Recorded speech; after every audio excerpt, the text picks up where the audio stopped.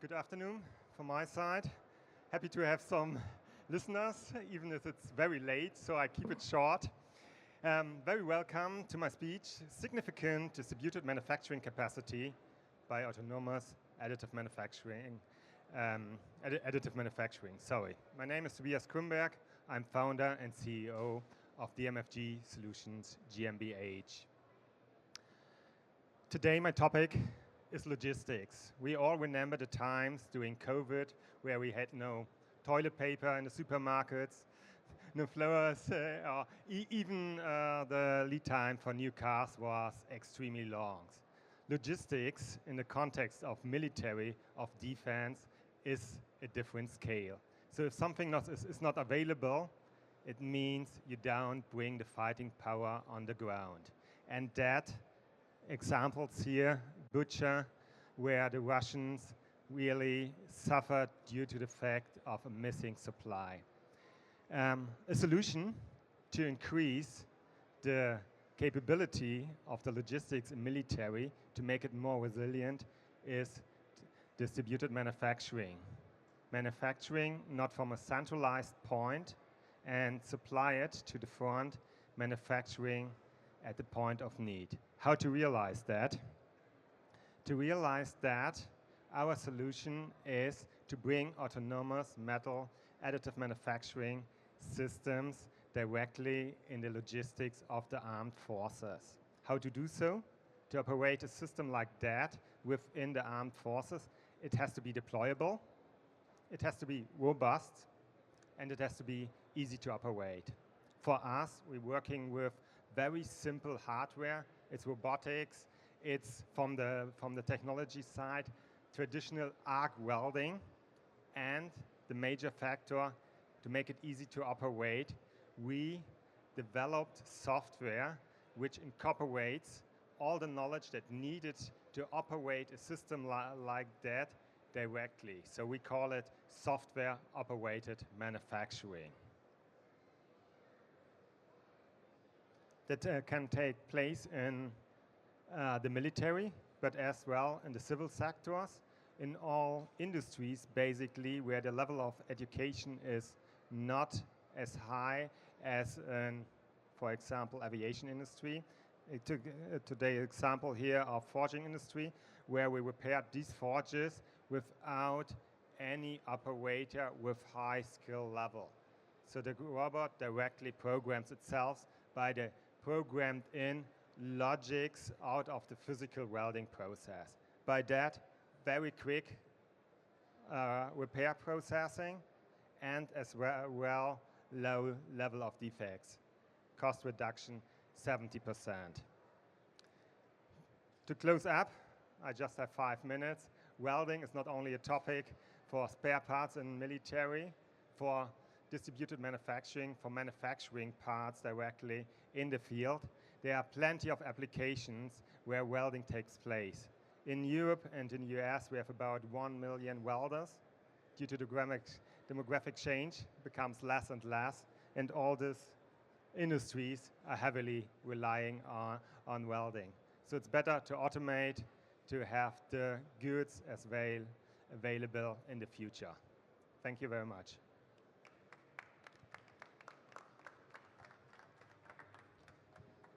Do you have any questions? Sure, Marche. Thank you. So what's the next milestone that you want to achieve? The next milestone. What's ahead? What's ahead? Yeah. Sure.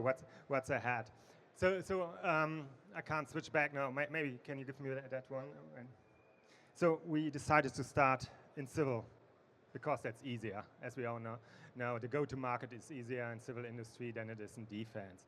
But the factors, the parameters are more significant, and that drives our technology in the military than in defense. So here, forging industry, you might imagine, the education level is low, they don't know robotics, etc., etc. We managed to give this low-level educated people a tool, a machine, to bring them in a position to operate, to do manual process now in an automated manner. And the same I think counts for military. So our next step, and that's a big step ahead, go to military, find the right application, and as well get them, prove our technology, and prove the value add that we can deliver them. Distributed manufacturing, on-demand manufacturing, I think that's big topics, but the disadvantage there, it's complex. Understanding the importance of supply chain is not as easy as it seems to, and as well the metrics. What does it mean to don't have parts available? I know what it means to have 5 tanks more, but what does it mean to have 20 spare parts less? Or I have not the right spare parts, or I can't manufacture, but I can't supply the parts. All these topics, I think there's a big need for having significant discussions in the field of the armed forces to understand the potential of additive manufacturing as a digital manufacturing in the context of military logistics. Thank you. More questions or? Any other questions?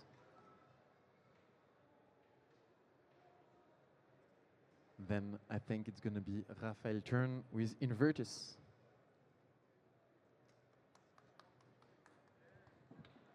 Thank you very much. Thank you. And okay.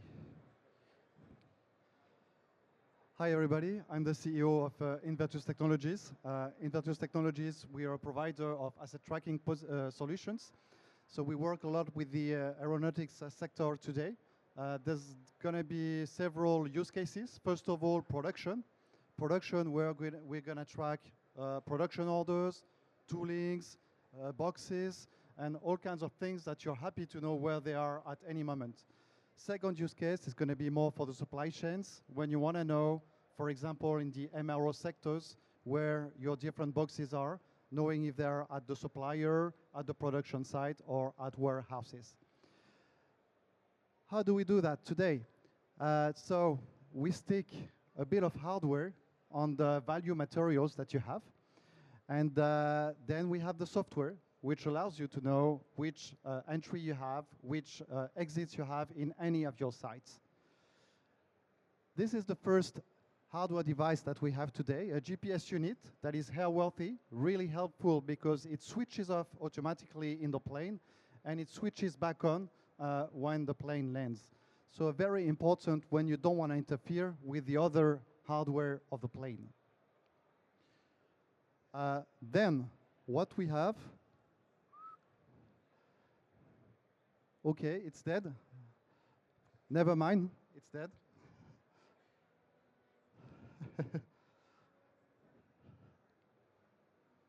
We're going to fix the issue. Yeah, so what I wanted to say is that we've got a very innovative device today, which is a small sticker. This is very small. There's no battery in it. We managed to remove the battery. And thanks to that, you stick that to a material, and you're going to be able to broadcast a signal. And a bit like the AirTag from Apple, you're going to be able to track and locate very valuable assets. Okay, so this is the AirTag a little bit, but with no battery, so very important. We don't have anything back, never mind. So just a few other examples, what we can track, like ULDs, AKEs for the cargo logistics. And also for the MRO, it's going to be engine stands, it's going to be APU boxes, it's going to be all kinds of containers that are used to send aircraft components between different sites. You've got an example here with the ULDs that we track with the Air France industry, basically. Another example here with the GSE and other material that can be on an airport in Rossi here. We have this one. So the software, it's going to be very simple to use. The main goal is to know where your assets are, to be able to search for them, and to be able to know if they are really used and not underused. That's about it. That's the innovative tag that we sell a lot at the moment. No battery again. I've got it in my hand. It's like a thumb size. And that's really discreet and very easy to track any valuable assets in the aerospace sector. Here we go, and that's it for now. We're trying to be as green as possible with different devices today. The Bluetooth tags, but also GPS units, and also readers inside the buildings, facilities. That's it, thank you very much. And don't hesitate to call me or join me at this email address. Thank you. Is there any questions? Thank you for your pitch. How many people are you within your company? We've got 22 people in the company today. So we are based in Nantes. And yeah, it's mainly hardware engineers and software developers. And so we had 2 years of research and development, and now we can sell, and everything's beautiful. Quite impressive. Thank you. Thank you. Do we have space for another one? Yeah, very impressive. Like a relatively small team, and you mentioned really big names, right? Like there was Thales, there was Air Canada. So first of all, congrats. And second of all, I wonder, is there any? What's the biggest lesson learned as a smaller entity, a startup cooperating with these huge primes, big corporates? Yeah. What did you learn? What's your takeaway from this? So very pragmatic takeaway is that at the beginning with big accounts, key accounts like this, you've got to give. So you give, you're like an externalized research and development team. So you give your expertise in what you're good. You can even give products because you know that at the beginning you're not going to have a perfect product.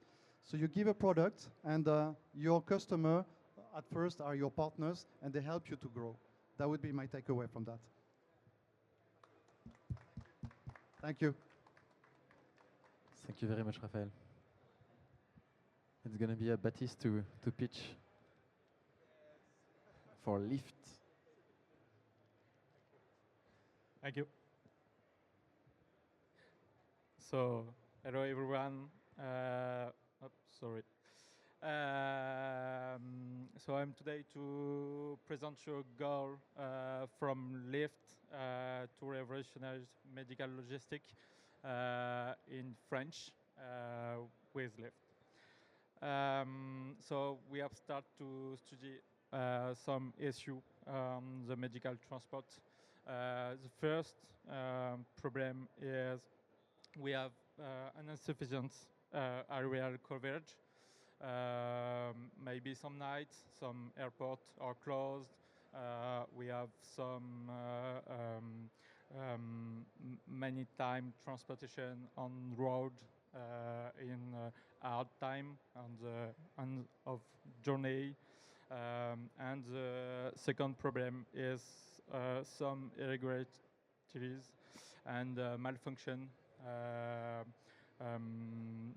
We have some lack of coordination, so that we have had some delay on the medical transportation, some on the graft transportation, and we work on Lift with use drone solution for the medical transportation. So in Lift we are an operator, an US operator. We work with Dufour Aerospace that construct and develop a specific drone that can be takeoff and landing at the vertical. And we have two capability. We have a heavy drone that can be transport, graft, and medical supply for 105 kilometer autonomous, and a 50 kilo payload maximum. And we have another version of Aero Mini that can be transport light supply, medical supply.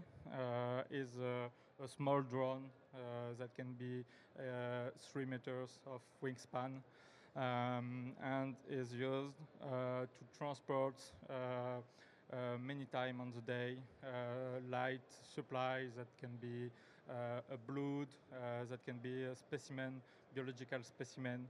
And with this two drone, we can coverage 90% of the use case. So we can take an example of the CH of Hospital of Gap to the Hospital of Marseille in south of France. In ambulance, we can take main of up of 2 hours to transport, and with drone we can expect to transport into 30 minutes. So we have a really goal. So we can reduce the time by 50%. We can reduce the carbon footprint with drone by 90%, and we can save 70% of the cost of the transportation.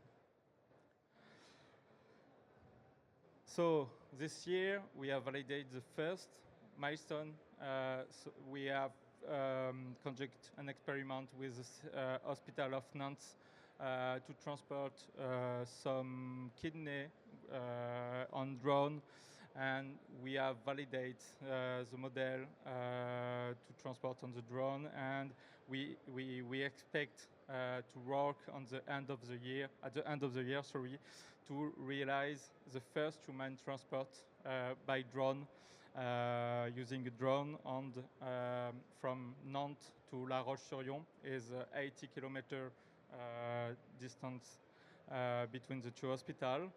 And next year we expect to high maturity, so get a lightweight certificate to increase your capabilities on the operation. And in 27 we expect to set up the first infrastructure and the first line official to transport some graft and medical supply. So thank you very much, and if you have some questions.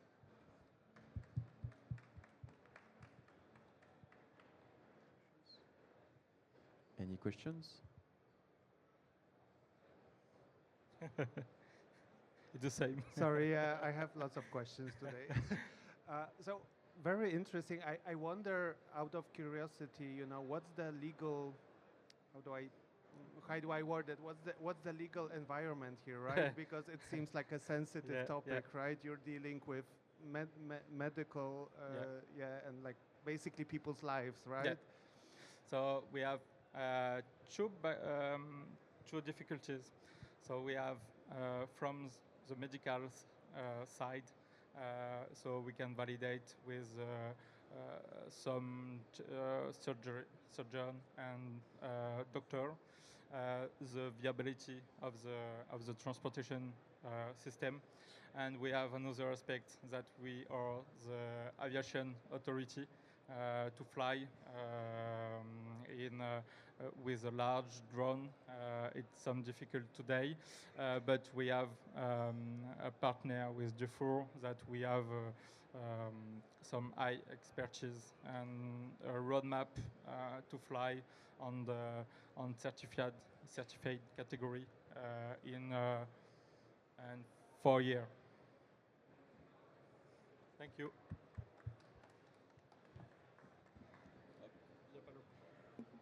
Thank you very much. So it's going to be on Loïc with flying robots.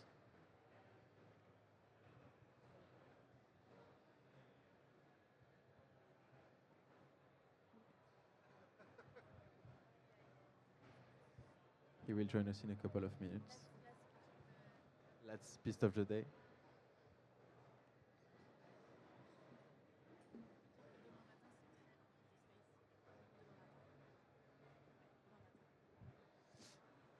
And the pitches tomorrow will be really oriented on space, on the space industry.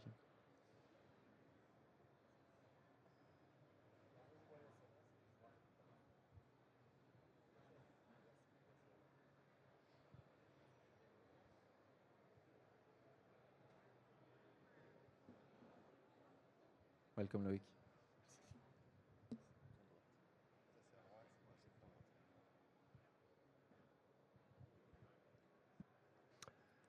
Hello. Our project name is Flying Robots, and this is a new kind of drone. I'm going to explain to you what it's made for. For the logistics difficulties that we face today, we know that it's sometimes very difficult to open up some regions because it's very poorly served, and the costs are very high in some places, can be dangerous. So what is trying to do the logistics today is to avoid the complexity on the ground, the risk also, and the cost that's represented by this difficult way of handling the logistics. Today, the drones bring solutions, but the solutions are usually adapted to very small packages or very high ones. But it's difficult to find in the middle very satisfactory economical equation. When you see the cost under the payload transporter over long distances, it's difficult to find the equation to have something very cheap, because the aircrafts are complex and are still costly. So it's difficult to have a cost per kilometers satisfactory for the traditional normal cargo market. The aircrafts are usually heavy, energy intensive, so the payload is limited. So we found a new way to carry on the air, and this way is inspired by nature. That's where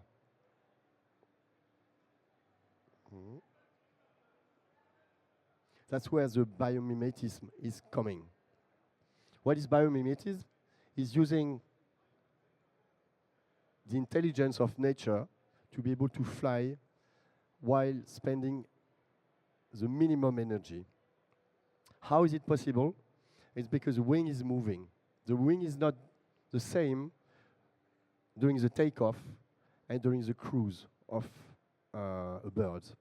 And the birds have the ability to carry a lot of weight while being themselves very light.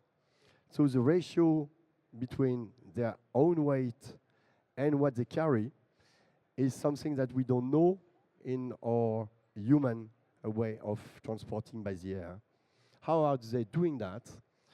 When you land or when you take off, the animals close their eyes, so catch a lot of air, have a very small speed, so they have a very big power lifting.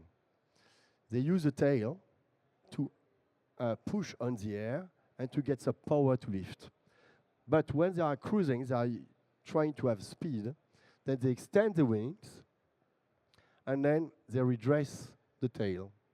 So the way of flying when you're very close to the ground or when you are in cruise is very different. And that's the way they are having a lot of energy in both configurations.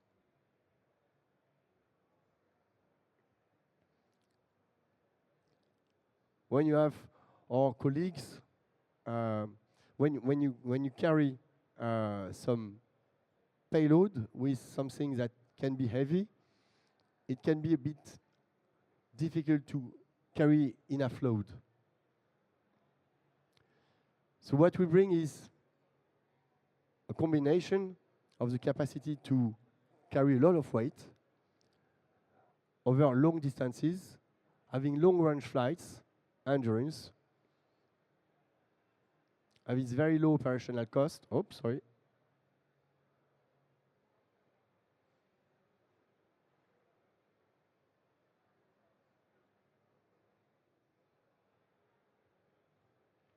So how does it work? Then you bring the loads under the aircraft. You can drop the aircraft. And the capacity you have is more or less 350 kilograms over 300 kilometers.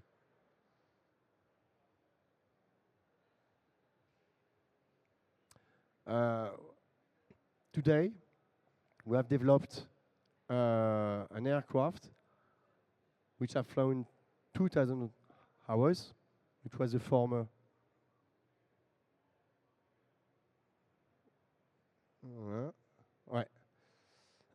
the former aircraft. We have now developed a different aircraft with this biomimetic tail. And after, in probably 2 years, we'll be able to fly. Thank you.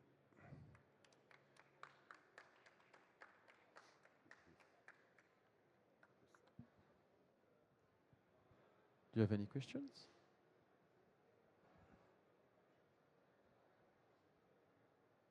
Yes. Thank you for your presentation. I may have a question about the end user you're looking with this technology, and if you have any idea about the price range compared to what's already exists on the market actually. Our market is the transportation, cargo transportation at very low cost. We are not working for very urgent or very intensive payloads. It's really like a little truck. The aim of this aircraft is not to go on the market of very high value payloads. It's really to fly in poor served areas like Africa or like islands where you need very, very cheap load transportation. It's not the market we usually see for loads, vertical takeoff and landing. It's to replace the old aircrafts like Cessna Caravan, like Kodiak, this kind of aircrafts that fly over long distances, hundreds of kilometers, and needing more or less 200 or 300 kilograms. But it's a low-cost market of the logistics. Okay, thank you.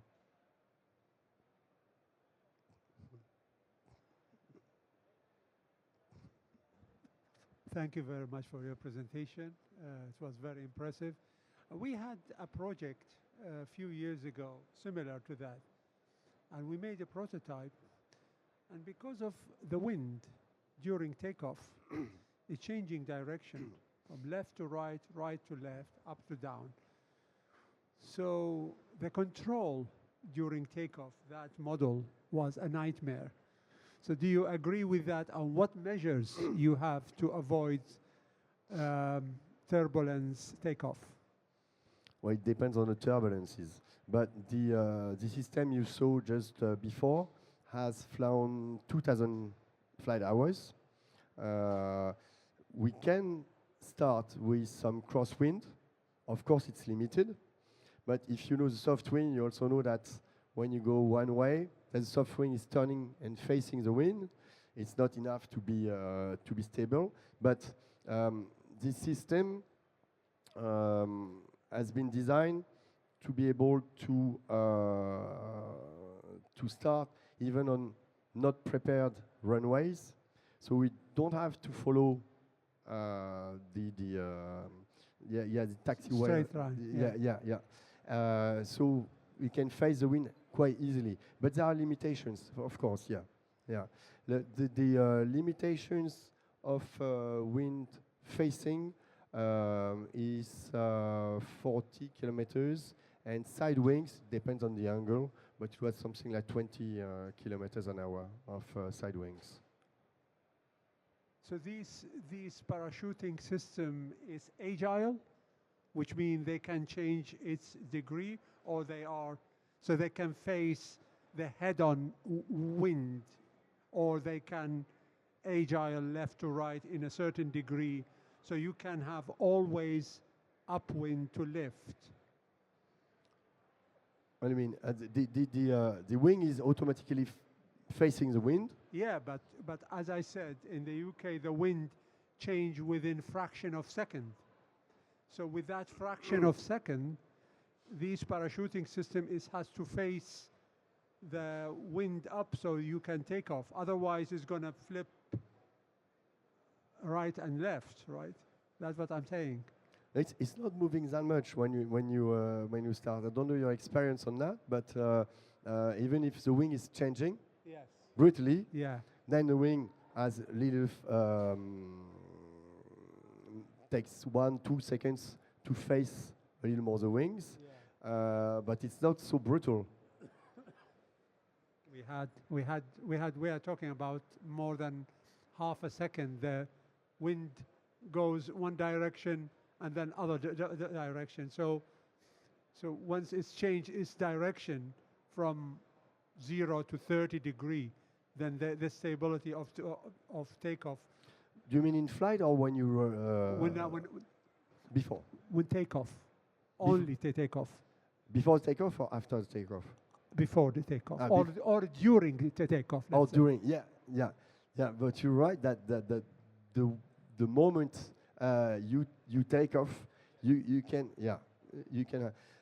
I was not there when all these experiences were made.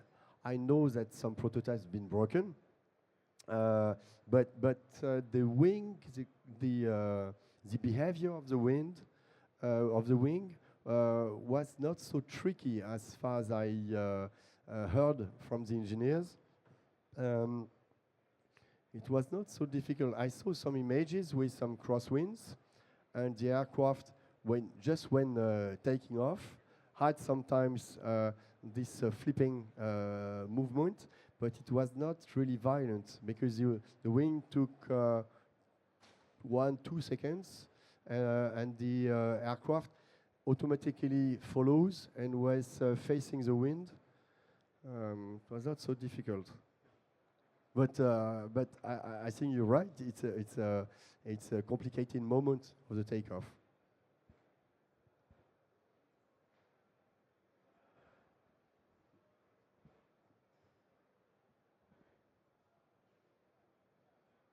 Any other questions?